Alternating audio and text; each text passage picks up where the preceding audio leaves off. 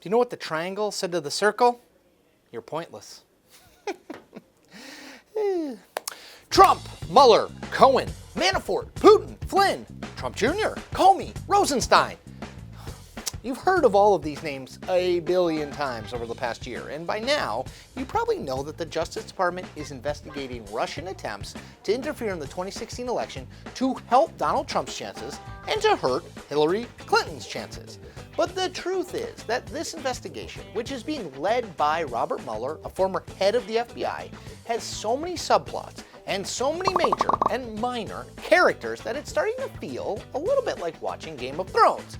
You kinda, sort of have a vague memory that the guy talking on your TV screen is important, but you can't totally place him or remember exactly why he matters so much. Sidebar, it took me years to get the whole Bronn versus Bran thing down. The former is a guy who pals around with Jaime and Tyrion Lannister. The latter is the son of Ned Stark. Boom! Haha, nailed it. 10 out of 10. 8 seasons in.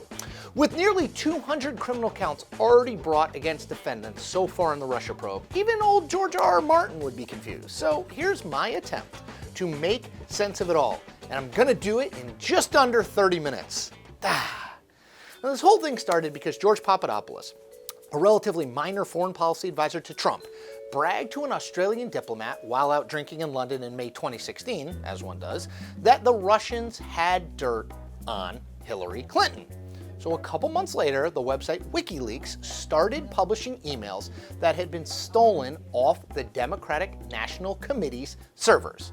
The Australians then alerted their American counterparts to what Papadopoulos had said all the way back in May. The FBI opened an investigation into Russia's possible attempts to meddle in the 2016 presidential election. That's the origin story. Mueller comes into the picture in May 2017. He's appointed by Deputy Attorney General Rod Rosenstein to take over the FBI investigation as special counsel. Why? Because a week earlier, Trump had fired James Comey as FBI director. Comey had been leading the Russia investigation, and there was lots of talk that Trump was trying to end that investigation by removing Comey. So putting Mueller, a registered Republican who had been appointed to the FBI by both a Democratic and a Republican president, in charge of the investigation was regarded as the best way to get to the bottom of all of this, whatever this was. Now, Mueller's task was both simple and pretty broad. Number one, to investigate Russian interference in the election. Number two, to look into whether anyone on the Trump team colluded with the Russians to help get their candidate elected. And number three, quoting from the memo that established the special counsel, quote, to prosecute federal crimes arising from the investigation of these matters.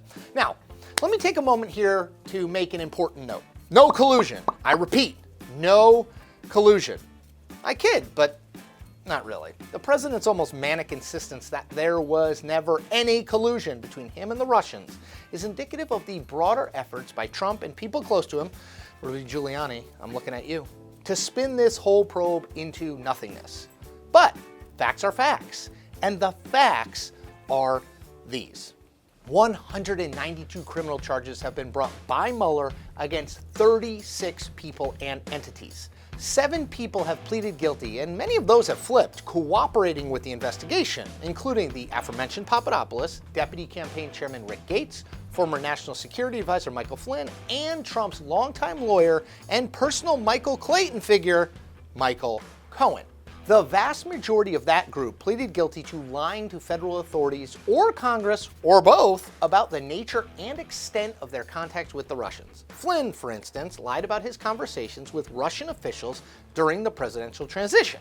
Cohen lied to Congress about when he stopped talking to the Russians about the possibility of building a Trump Tower Moscow. Look, you get the picture. What we know for a fact is that lots of people, some very close to Donald Trump, others merely in his campaign periphery, have lied about their contacts with Russia. The other fact that we know for sure is that Russia actively sought to interfere in the 2016 presidential election to help Trump and hurt Clinton. How do we know that?